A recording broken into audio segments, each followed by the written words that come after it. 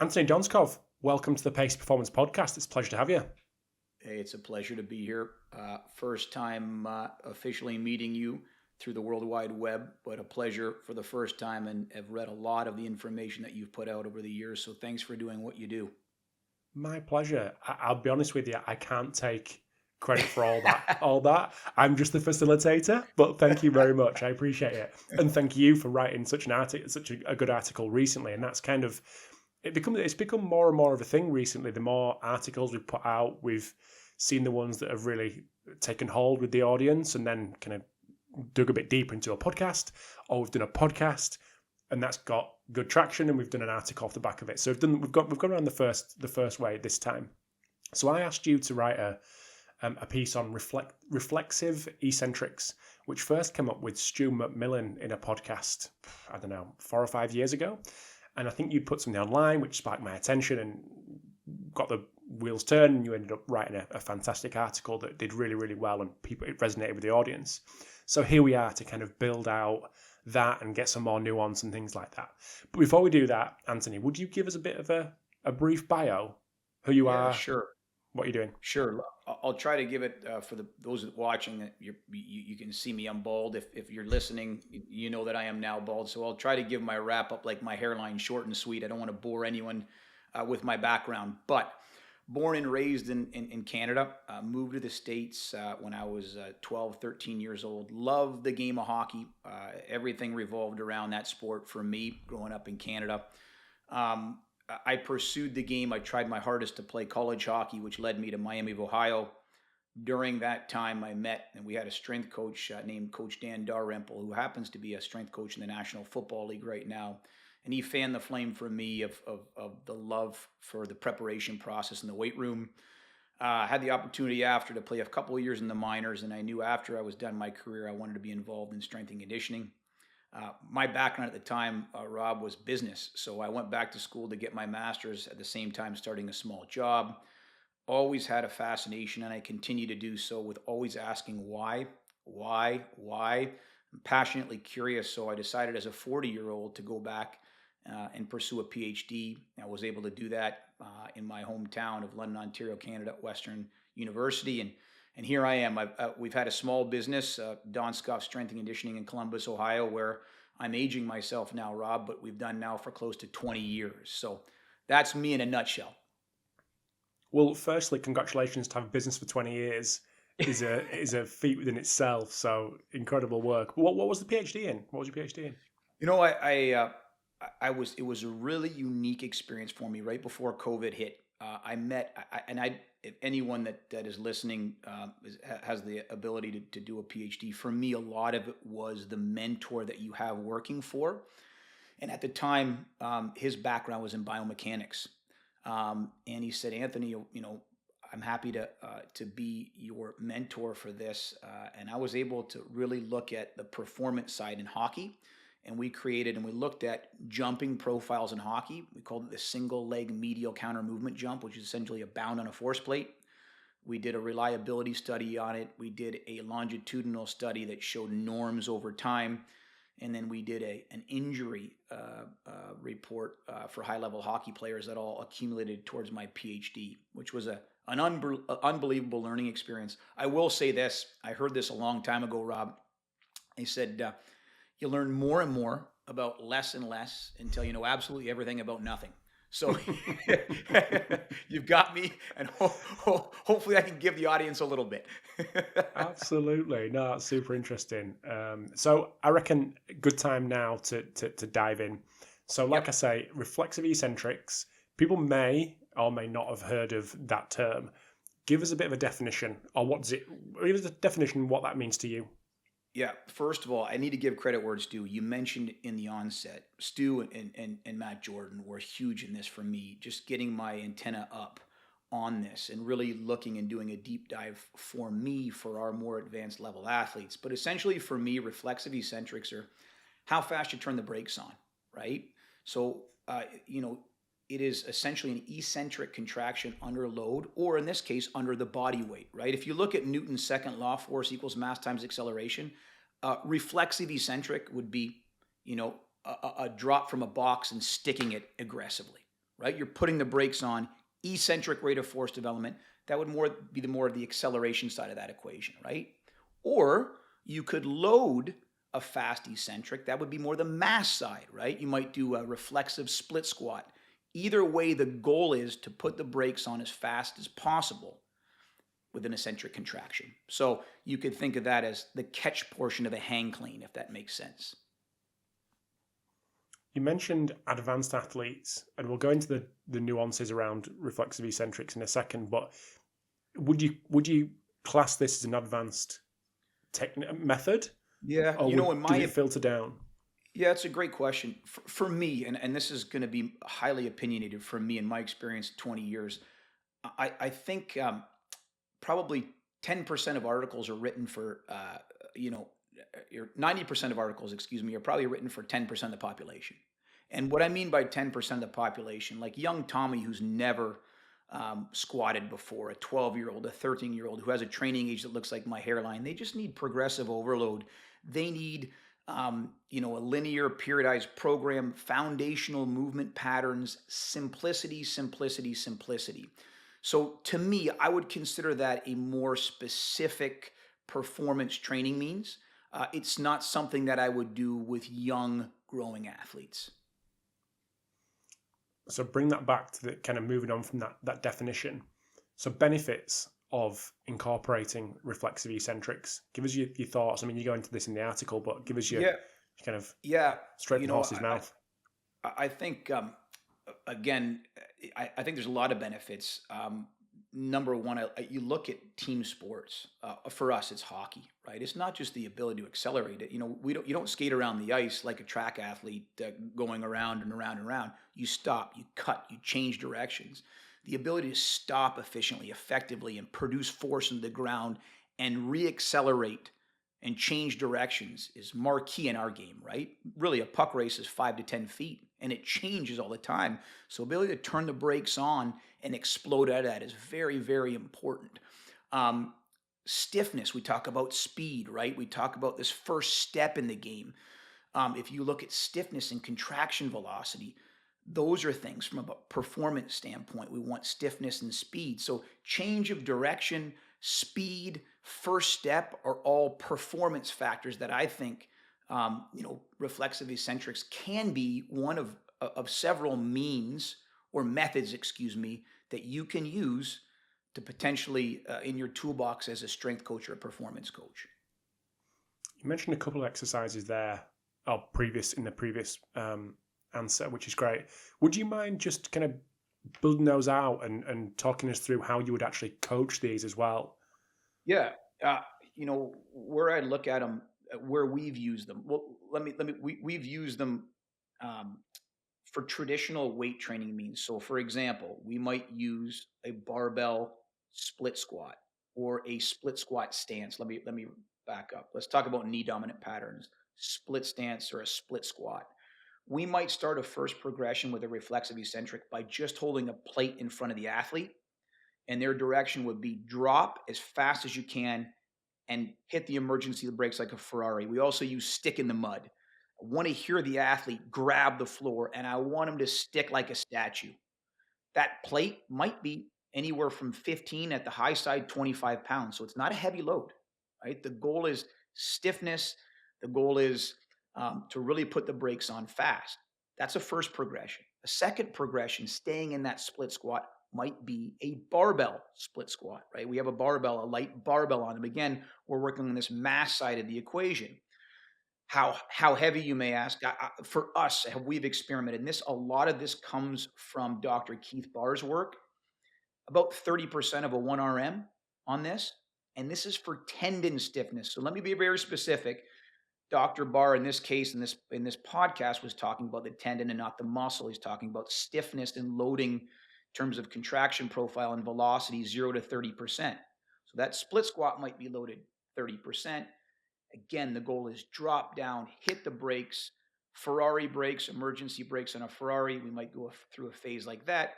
And then we might lift that rear foot and have a rear foot elevated version of that. So that might be a traditional knee dominant. Now, we might do a hip dominant, like a trap bar deadlift, top to bottom, where we're working more proximal. And then we might go bottom, halfway down to bottom, where it's more the distal portion of the hamstrings. And again, the goal, same load, but the goal is to really be aggressive, putting the brakes on, almost like a drop catch. And some may call it a drop catch. So that would be a knee dominant, hip dominant. We've explored some stuff as well, some more specific stuff. And we would do this in off season for hockey players where we're looking at, what are buckets that are constantly being used on the ice. For hockey players, it revolves around the hip. I always say the hip in hockey is like the shoulder in baseball, right?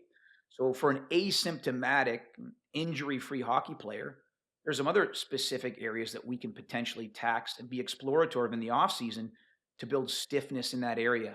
If, again, caveat being there's no injury to begin with, right? Then it's a health related and we're not looking at stiffness. Lots of questions off the back of that. Sorry.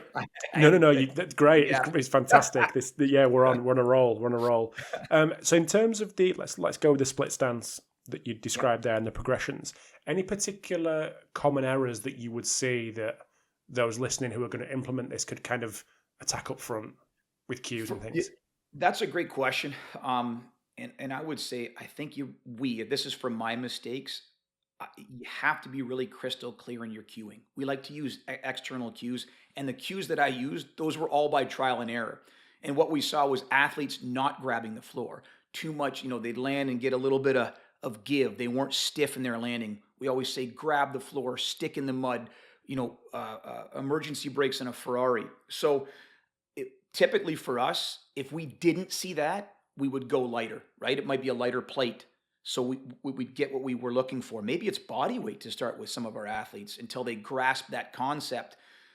But for us, what we saw was the language that we used mattered a lot in the intent that the athlete carried out. So the finished product was a byproduct of the mistakes that we made on a cueing side. So if you use those with your athletes, try the ones we use. And if not, obviously you've got your own. But the big one was grabbing the floor and being stiff. And those were the cues that we'd use to get it. And even with these advanced athletes, would there be any preparatory period to get athletes ready for this? Like specifically, do you need to hit like certain benchmarks before you introduce this, for example? Yeah, that's a great question. And again, notice I said before for athletes that haven't had an injury, right? If athletes that have had muscle pulls or hip pulls, right, that there's potentially a stiffness issue. The tendon is stiffer than the muscle is strong. We might be doing something totally different. We might be doing something like a tissue remodeling block, a creep, right, where we're doing something totally different for someone that's not healthy.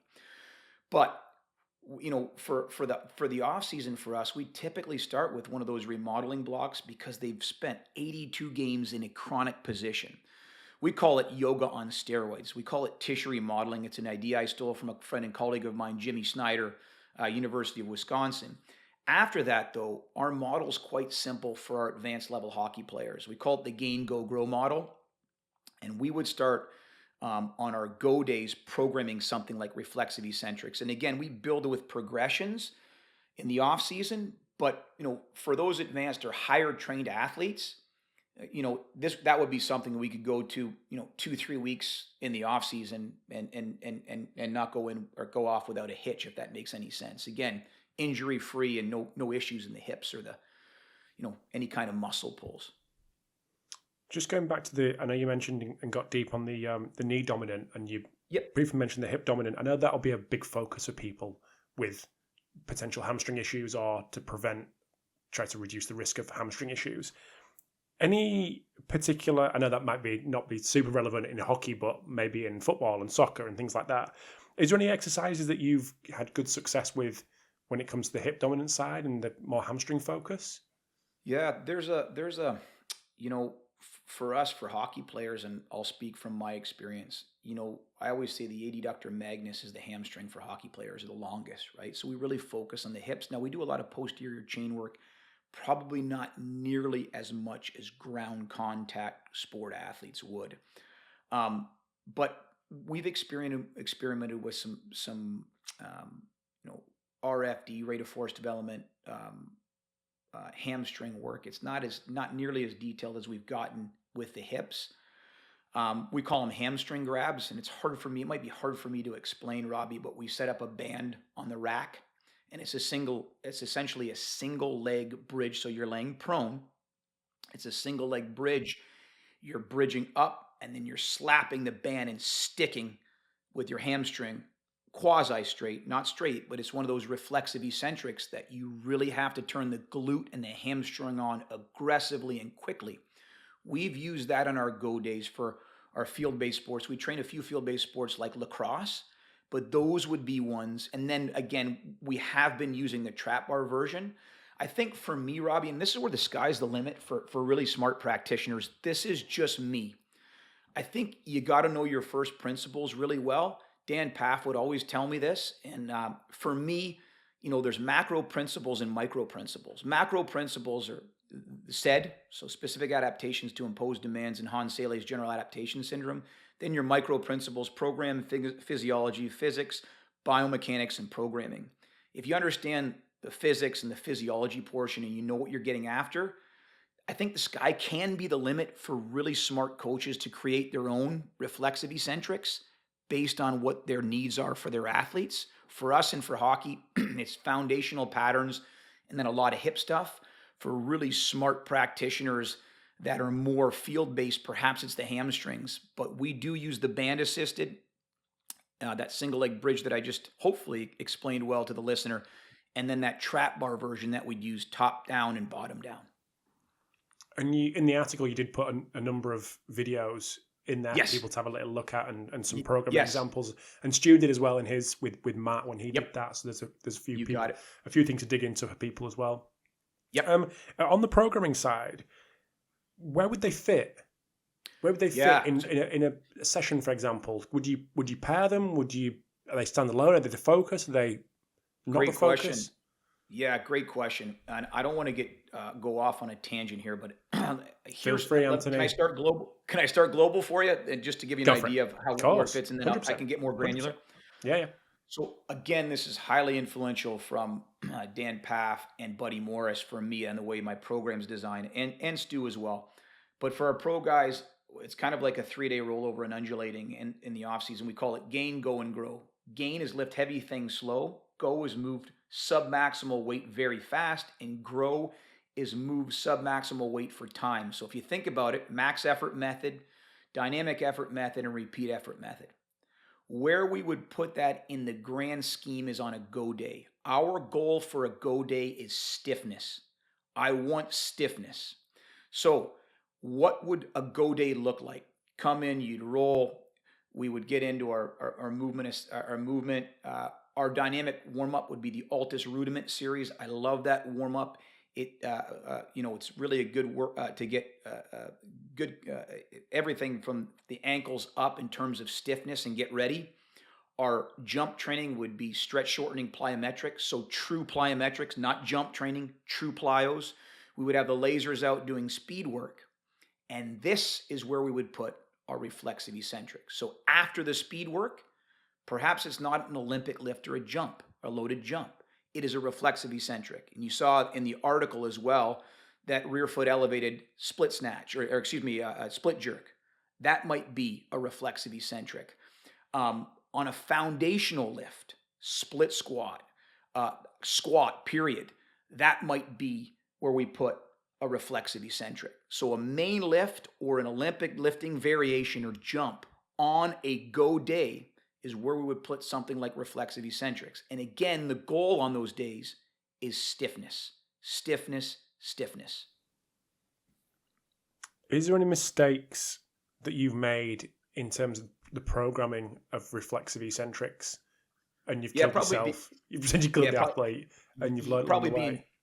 Probably being too aggressive too soon for in terms of weight, and not having just start being, start literally when I talked to you about that knee dominant, we started right in with barbells, and it's kind of, we found even our great movers, you've got to get some reps under you to really get the gist of what you're looking for. Grab the ground, be stiff, no give when you land.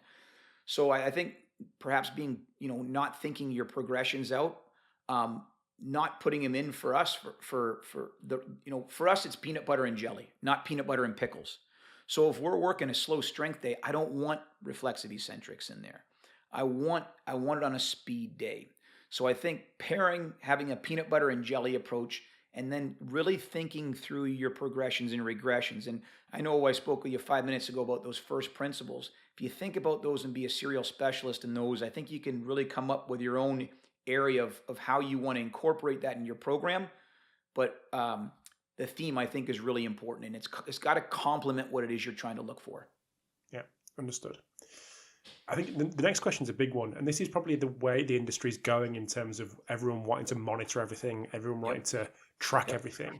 But when it comes to reflexive eccentrics, how do we monitor it, and how do we adjust the intensity? I know you've mentioned a simple way to adjust intensity, but I think monitoring is the big thing for me that maybe the listener is going and in that mindset of tracking and monitoring. So how would you go about that? Yep. You know what? I wish I could give you a better answer. And you know what? I think probably your listeners probably don't want to hear it. The real answer is I don't know. And I'm going to give you some more substance. I think really hard for strength and conditioning coaches to say X led to Y. There's so many confounders in there. And if you look at a team session that we have, for example, we're in the season right now for our hockey team. We use reflexive eccentrics. Another unbelievable aha moment that Dr. Matt Jordan talked about was for his speed skaters using and pairing reflexive eccentrics with some sort of concentric only exercise like a box step up. And he talked about in the article not having that delayed onset muscle soreness where you might have low, slow, heavy, accentuated work. I can tell you, if you're at high level sport and hockey and your guys are sore playing games, you're probably getting fired, right? Like you got to make sure. So anyways, I digress, but you asked me how you measure it. The answer is I don't know because there's so many other things that go on within the week. I can tell you though, in the long run, how I think it would be wise to look at it. And this idea really came from me, from Dan Cleather. He said, net impulse is king. Net impulse has a direct correlation to change of velocity, right? Look at the force time, underneath the force time curve, take away body weight, there's your net impulse. Net impulse is the same as total force. And there's 3 ways you can do that. And that, in terms of any athlete, is king. You can increase the rate of force development. So increase the steepness of the slope. You can increase peak force, the top of the slope, or total force. And some might say, well, why total force? I mean, you want to produce force longer. When you're wearing hockey skates, sometimes producing total force longer when you have a lot of impulse is important. So how does one method, how can we be confident that one method is leading to all the changes? I don't know that answer. I know that we look at all of our hockey players. We have our testing throughout the course of the season, and what we're looking at is net impulse and jump height, and those ebb and flow throughout the course of the season. But looking at our most recent 5 touch points, jump heights, believe it or not, in the sport of hockey for us have all improved, and that's pretty fantastic, including the fact that most of our games right now are 60 games deep for our U18 AAA team. I know Matt had mentioned in his article that and I'm not putting words in his mouth, that he's got a leg press machine in his lab that might be looking more at granular level. I very much get confused, Robbie, and I don't think I'm smart enough. There's about 73 metrics on a Hawkins dynamic force plate or evolved force plate. And this is the question I ask myself: what are the unintended consequences of me focusing on one variable? So eccentric rate of force. So what happens to everything else? So you got me on a tangent here. Like, very rarely are you going to have the ability, or are we going to have as coaches to say, I got one group, they're only going to do reflexive eccentrics. I got another group and they're doing everything else. And in 12 weeks, we're going to look at the difference. Good luck. It doesn't happen. And that's why I'm very not confident of giving an answer your audience wants to hear. But all I can look at is our jump heights. And I'm not saying that improved them by any means. I look at what the athlete's feeling. In season, it's been a rock star hit for our guys in terms of muscle soreness. And then I look at what we would call net impulse and how that total force has changed. Is it getting higher peak? Is it getting steeper rate? Or are we getting longer duration force? And yes, we monitor that. And the truth be told, it ebbs and flows throughout the course of the season. And I could never say X led to Y in terms of that one method. Sorry, not the answer you wanted. No, and the answer expected, so that's fine. Yeah. That's all good. Never a black and white. That's absolutely Yeah. fine. But one thing that I was going to mention, you brought it up there, Yep. is the pairing, and something Yep. that you'd said either Matt had written about or something Matt had Yep. said somewhere. Is that something that Yep. you've played with? And if you have, just explain that to us. No, Do okay, it all. I do it all the time in season. nice. So Yeah, our athletes, I can tell you, because we've trained the same organization now for the better part of 18 years. So we call it the Performance of Excellence. So it's their 18U group, 16U group, and 15U group. And we look at the load monitoring done the cheap way. 180 touch points for a U18 hockey player during the course of the season. That includes games, practices, and strength and conditioning sessions. They play about 60 games, 70 practices, and about 30 odd strength and conditioning sessions twice a week. So the goal is to complement training, not compete with it. And what I talked to you about before is, I remember back in my early days, it was how hard can we make it? Let's grind these guys. And the reality is the most important thing is ice touches. No one's saying you can't get strong at that time. But what I looked at compartmentalizing, and this is something that happened a while ago, is how can I program certain exercises to prevent that delayed onset soreness later in the week? Meaning they come off a game, and maybe it's a Monday or Tuesday, and we can lift heavy things slow, and we can add some patterns that I'm not worried about. Maybe there's a little bit of soreness in there. I'll give you an example, an SLDL, right? You're taxing the posterior chain. It's a long type 2 muscle, type 2A muscle fiber, or type 2X muscle fibers, B muscle, take longer to recover from. It's a longer muscle. It's going to be sore more, right? So I might program something like an SLDL early in the week. Later in the week, it might be more of a knee dominant type 1 muscle fiber.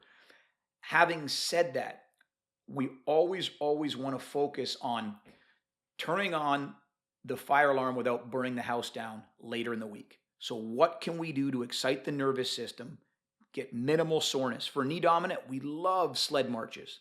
We love step ups. We love reverse lunges. A reverse lunge is more of an acceleratory pattern as opposed to if I were to walk forward lunging. So these are small things that I know all of your listeners know, but it is important in program design. So when I read the article and Matt had mentioned he worked on it with the speed skaters, it immediately, it went off in my head immediately. We're using this with our guys. Immediately. And we're going to put it on our go day right before. So if it's a U18 hockey player, we see them typically Monday and Thursday. They play Friday and Saturday, right? I don't want any soreness Friday, Saturday, but I want stiffness. I want to build explosiveness. I want to turn the fire alarm without burning the house down. So knee dominant, even hip dominant reflexive eccentrics, because it's low load, quick force, grabbing the ground we've experimented with. And we've experimented that with step ups, sled pushes for quad dominant. We're trying to decrease that long, heavy load eccentric work that causes soreness or patterns that might cause soreness. So reflexive eccentrics have been a hit for us. We've been using them all year with our U18s through U16 players, and a lot of that has come through Matt's and Stu's work. So we use them. Excellent.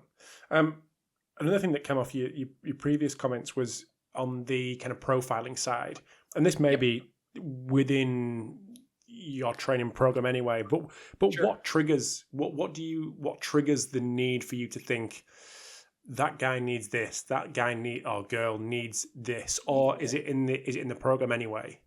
That's a great question, and I'm going to again be windy, so bear with me. Cut me off. I talk too much. Okay, so for our hockey teams, we monitor throughout the course of the year. I don't call it testing. We build it into the profiling. For us, it's a bench press watts per pound, 3 as fast as you can. We get a number, right? We got vertical jump. We do an arms akimbo on a force plate. We do isometric mid-thigh pull on a force plate, 10-meter sprint.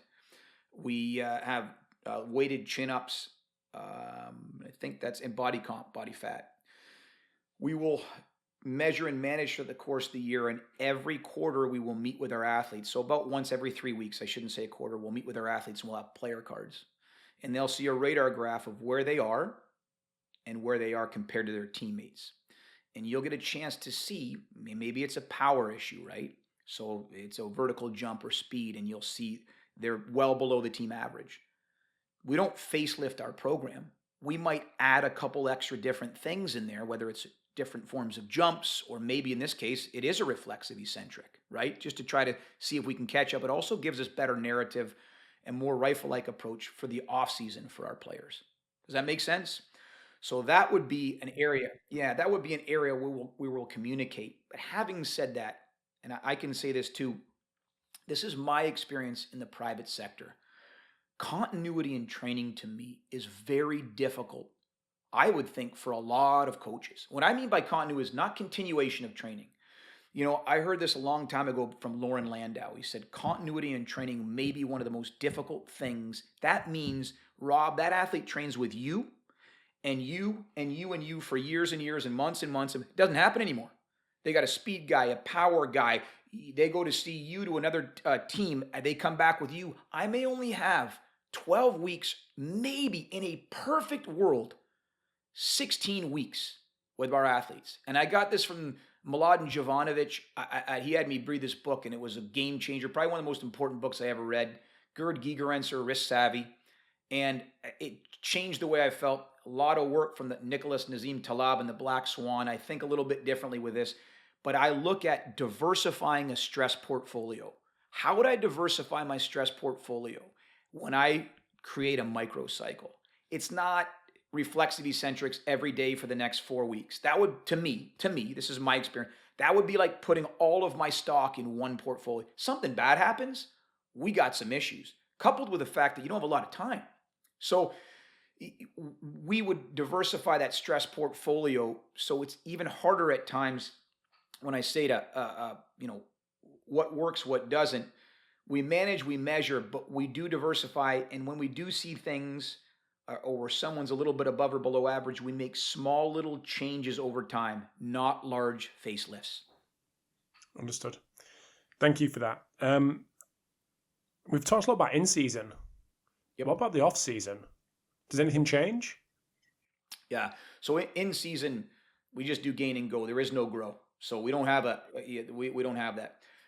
Off-season things do change. Off-seasons typically started for us, and it depends how far the athlete's gone into the playoffs. And keep in mind, these are for much higher trained athletes. So I'm not talking, our young athletes. Totally different. When I say, you asked me in the article, or asked in the article, what's a high trained athlete? Wow, I wish I could give you an answer for that. For us, it's someone that makes a living playing the game, and they've trained with us in a well-structured strength and conditioning program for the better part of up to 6 years, right? So, once we hit our tissue remodeling block, getting out of the chronic postures of sport, and that, by the way, is maybe the opposite of what we do with reflexive eccentrics. That is more long duration isos. And if you think about the physiology behind that, think of a wall sit, right? The muscle contracts while the tendon relaxes, so you get a creep response. You're getting less stiffness, but you're changing the tissue in terms of the tendon, right? When you're flexed in the flexed hip position chronically in hockey, what happens? You got length tension issues all over the board. So we want to work the hips and the anterior hips in a chronically held position. We get a little creep. So that tissue remodeling block is very different than what we would do in a reflexive eccentric, right? We always do our best to start that block for 2 weeks if we have the ability and the athlete didn't make it far in the playoffs. From there, we really train for 5 days, gain, go, and grow. And those other 2 days are days for skills on the ice and aerobic regeneration. Maybe it's tempo runs, maybe it's aerobic circuits. So we say 3 days in the weight room, but we really have 5 days, right? And that was another aha moment for me from Buddy Morris. Why 3 days? People say all the time, why 3 days? Why not 4 days? I always think about it like this. If you got a highly trained athlete, that is a Ferrari engine. You crash into a telephone pole in a Ferrari, you do a lot of damage.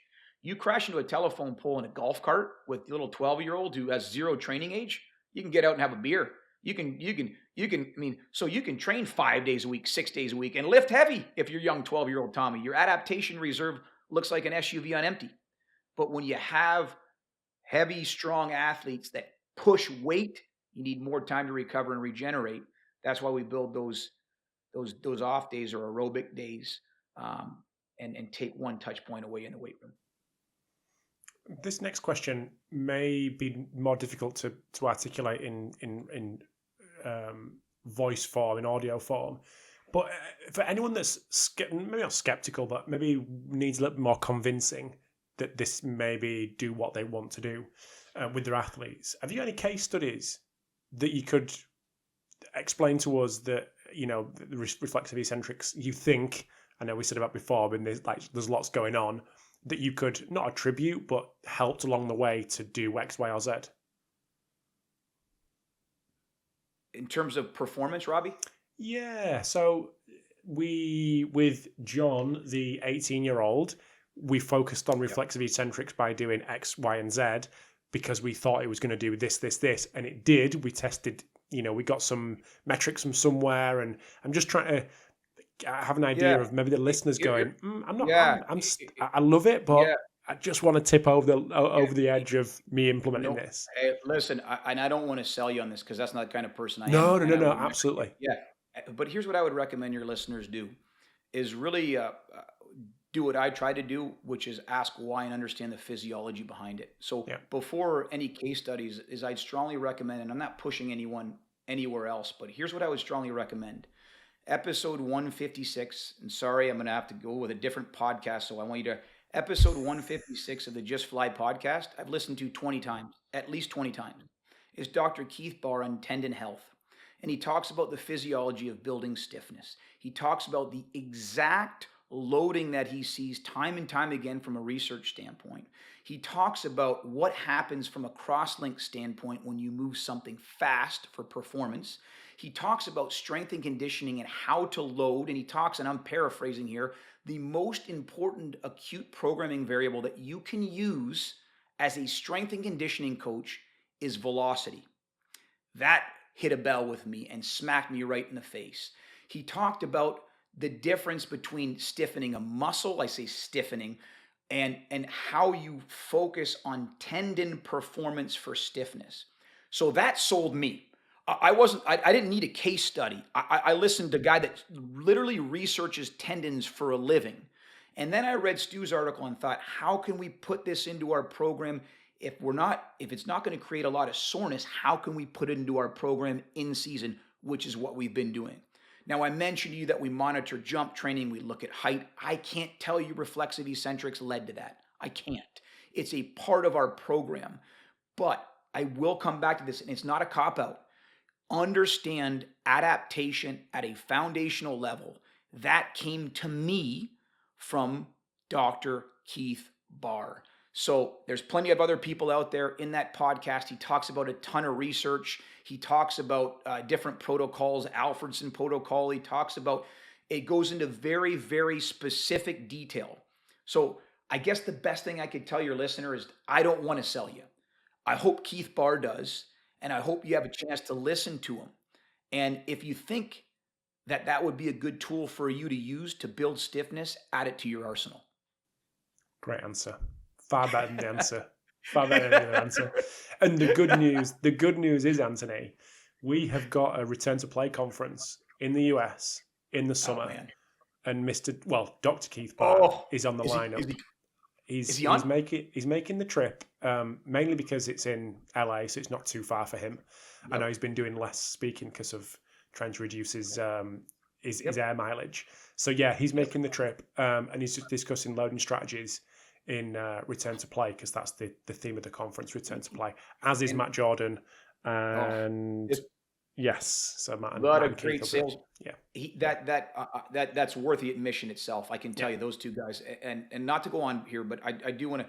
He talks about in this particular episode the difference between tendon health, right, if someone that's coming back from a stiffness issue, and how to load, and also performance building stiffness. And I can tell you, as soon as I heard that, the alarm went off in my head. Reflexive eccentrics are one of the bullets that I'm going to use to slay that beast, right? Stiffness.